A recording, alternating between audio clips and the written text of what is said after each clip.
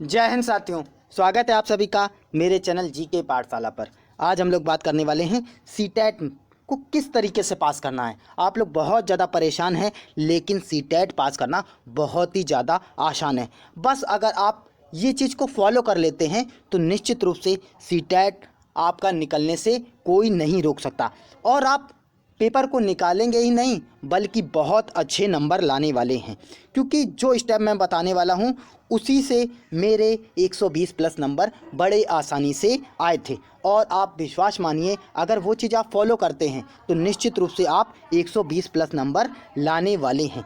चलिए हम लोग एक एक स्टेप के बारे में बात कर लेते हैं। कौन कौन से स्टेप हैं जो हमें अपने पेपर में बहुत अच्छे नंबर लाने में बहुत कारगर सिद्ध होने वाले हैं। अब हम लोग बात करने वाले हैं कि सीटेट एग्ज़ाम का नेचर क्या है और किस प्रकार से आप 120 प्लस नंबर बड़े आसानी से ला सकते हैं। कुछ स्टेप हैं वो फॉलो करके आप निश्चित रूप से 120 प्लस ला सकते हैं।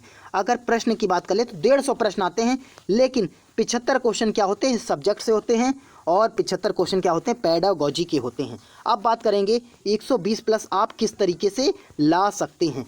तो ये जो पेडागोजी है इसमें कुछ निगेटिव और पॉजिटिव टैग वर्ड होते हैं, उनकी सहायता से और कुछ क्वेश्चनों में किस प्रकार से आपको ऑप्शन को चेक करना है वो भी बताने वाले हैं। तो लगभग आप मान लीजिए यहाँ से आप 60 से 65 प्लस नंबर यहाँ से आने वाले हैं आपके बड़े आसानी से, और 60 प्लस नंबर यहाँ से लाने वाले हैं। तो अगर मोटा मोटा भी देख लें तो आप लगभग 120 प्लस नंबर यहाँ से बड़े आसानी से लाने वाले हैं। अब हम एक एक स्टेप के बारे में बताएंगे, चलिए देख लेते हैं।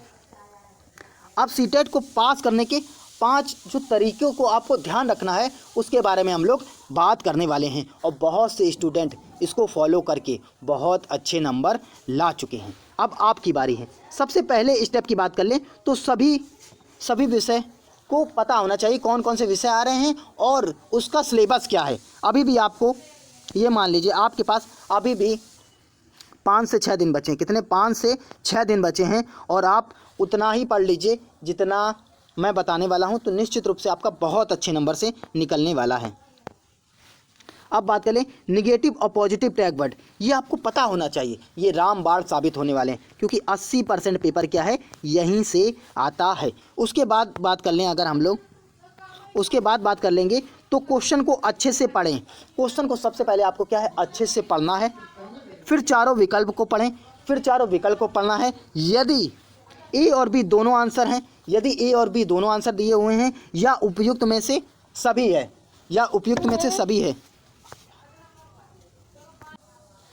अगर उपयुक्त में से सभी दिया हुआ है तो आपको वही आंसर टिक लगाना है। या कोई विकल्प सबसे बड़ा हो तो कोई विकल्प अगर सबसे बड़ा दिख रहा है, अगर आपको नहीं समझ में आ रहा है तो आपको वो लगाना है, या ए और बी दोनों आंसर है तो आपको वो लगाना है। तो निश्चित रूप से आपका क्वेश्चन सही होने वाला है। उसके बाद बात करें चौथा स्टेप क्या है, बच्चे को भगवान मानना है। बच्चे को क्या है इसमें भगवान मानना है और बच्चे की बातों का विरोध नहीं करना है। बच्चों की बातों का क्या है विरोध बिल्कुल नहीं करना है। अगर आप इतना कर लेते हैं तो निश्चित रूप से आप ये मान लीजिए आपका 120 नंबर आने से कोई नहीं रोक सकता।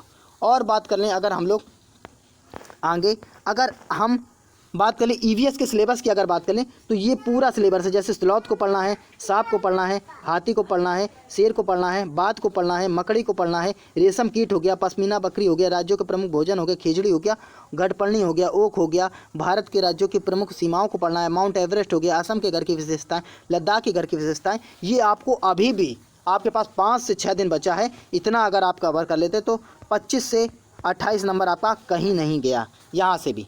चलिए और आगे देख लेते हैं। ऐसे ही आपका ये सीडीपी का पूरा सिलेबस है, आपका सीडीपी का ये सिलेबस है। और उसके बाद आगे चलते हैं, ऐसे ही आपका ये मैथ का सिलेबस है, पूरा मैथ का सिलेबस है, स्क्रीनशॉट ले लीजिए। अब रामबाण जो पूरे सीटेट की जान है, लगभग 80% पेपर यहीं से आता है। क्या? निगेटिव और पॉजिटिव टैग वर्ड। अगर पॉजिटिव टैग वर्ड की बात कर लें जहाँ पे समावेशी शिक्षा, सभी बच्चों का सर्वांगीण विकास की बात आ जाए तो वो पॉजिटिव टैग वर्ड होगा। और दैनिक जीवन से जोड़ना, अगर दैनिक जीवन से जोड़कर अगर बच्चों को पढ़ाया जा रहा है तो वो भी पॉजिटिव टैग वर्ड में आने वाला है। त्रुटि अधिगम का हिस्सा होती हैं। जितना बच्चा त्रुटि करेगा, गलतियां करेगा, तो गलतियों से क्या है बच्चा कुछ ना कुछ सीखेगा। तो तो गलतियां भी जहां पर आएँ वो भी पॉजिटिव टैग वर्ड में आता है। करके सीखना, हस्तपरक अनुभव, मतलब करके सीखना। जब बालक स्वयं से किसी चीज़ को करके सीखता है तो बहुत अच्छा सीखता है और वो ज्ञान क्या है, हमेशा बालक के मस्तिष्क में रहता है। हस्तपरक अनुभव, हस्तपरक। अब अगर उसके अगला बात कर ले तो बात कर ले दृश्य श्रव्य सामग्री। जब बालक किसी चीज़ को देखता है तो उसके दिमाग में उसकी इमेज बन जाती है। इमेज बनने का मतलब वो ज़्यादा समय तक याद रख सकता है। तो ये भी दृश्य श्रव्य सामग्री भी क्या आ जाएगी, वो भी पॉजिटिव टैग वर्ड में आ जाएगी। बालक का सर्वांगीण विकास की बात कर ले, वो भी पॉजिटिव टैग वर्ड में। सर्वांगीण विकास ये भी पॉजिटिव टैग वर्ड में जाएगी। और कारण का पता लगाना, जब बालक बार बार फेल हो रहा है तो उसके कारण का पता लगाना। जब बालक परेशान है या बार बार वो गलती कर रहा है तो उस गलती के कारण का पता लगाना, ये शिक्षक का प्रमुख उद्देश्य है। तो ये भी क्या है, पॉजिटिव टैग वर्ड में जाएगा। अगर बात कर ले सृजनात्मकता, मतलब क्रिएटिविटी, बच्चों को नए तरीके से सिखाना, उनको क्रिएटिविटी मतलब सीखने के लिए प्रेरित करना, ये भी क्या है, एक पॉजिटिव टैग वर्ड में जाएगा। और बाल केंद्रित शिक्षा, जो शिक्षा होनी चाहिए ना शिक्षक केंद्रित होना चाहिए, ना विद्यालय केंद्रित होना चाहिए, ना शिक्षक केंद्रित होनी चाहिए, केवल बाल केंद्रित होनी चाहिए और बालकों के सर्वांगीण विकास के लिए शिक्षा होनी चाहिए। अगर ये सब आपको वर्ड दिखते हैं तो आप ये मान लीजिए वो पॉजिटिव होगा और वो क्वेश्चन निश्चित रूप से सही होने वाला है, वो वाला ऑप्शन। चलिए अगर नेगेटिव टैग वर्ड के बारे में बात करें, नेगेटिव टैग वर्ड जो नेगेटिव मतलब आपको गलत प्रश्न को छांटने में बहुत कारगर सिद्ध होने वाले हैं, तो बात कर लेंगे लैंगिक असमानता। जैसे बालक क्या है, क्रिकेट बहुत अच्छा खेल लेता है लेकिन बालिकाएं क्रिकेट नहीं खेल पाती। ये सब क्या है, एक रूढ़िवादिता है, जेंडर रूढ़िवादिता। तो इसको क्या है, ये अगर कहीं पे आ जाएगा तो अगर तुलना आ जाएगी, अरे फीमेल अच्छा खेल लेती है, मेल अच्छा नहीं खेल पाते हैं, तो ये सब क्या है, रूढ़िवादिता है। तो इसके लिए क्या है, ये एक नेगेटिव टैग वर्ड है। ये जहाँ जहाँ आएगा तो वो ऑप्शन गलत माना जाएगा। और बात कर लें अगर बलपूर्वक शिक्षा, बालकों को क्या है, बलपूर्वक शिक्षा, डंडे से क्या है, बच्चों को दिखाकर शिक्षा दी जा सकती, नहीं दी जा सकती। उसके बाद बालकों को बोलने का मौका देना, बालकों को क्या है, बोलने का मौका देना। जैसे शिक्षक ने कोई सवाल पूछा तो उनको बालकों को बोलने का मौका देना शिक्षक का प्रमुख कर्तव्य है। केवल हो गया, मात्र हो गया, सिर्फ हो गया, अगर ये कहीं पर आ जाए तो वो नेगेटिव टैग वर्ड में जाएगा। रटना, याद करना, कंटेस्ट करना, बालकों को रटंत विद्या नहीं देनी है, बालकों को कॉन्सेप्ट सिखाना है कि किस प्रकार से 2 2 4 होता है, वो सिखाना है, ना कि उनको रटाना है।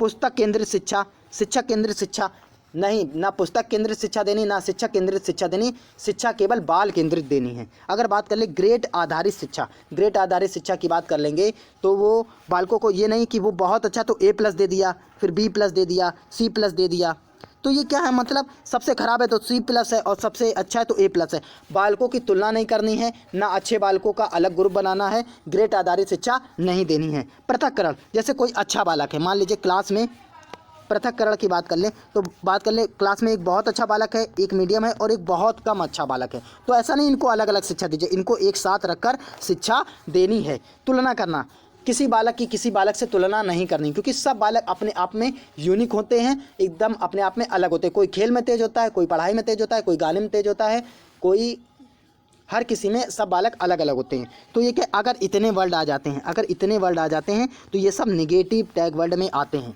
और जहाँ भी ये क्वेश्चन आएगा, ऑप्शन आएगा, तो वो गलत माना जाएगा। तो इन चीज़ों को आपको बहुत याद रखना है, क्योंकि ऑप्शन को एलिमिनेट करके आप बहुत आसानी से आंसर तक पहुँच सकते हैं। अगर आप इतना याद रखते हैं तो निश्चित रूप से आप 120+ नंबर बड़े आसानी से ला सकते हैं। इन चीज़ों को अगर आप इन स्टेप को फॉलो करते हैं तो 120+ लाने से आपको कोई नहीं रोक सकता। चलिए ऐसे ही वीडियो पाने के लिए ज़्यादा से ज़्यादा मेरे चैनल को शेयर करिए, सब्सक्राइब कीजिए। जय हिंद, जय भारत, राधे राधे।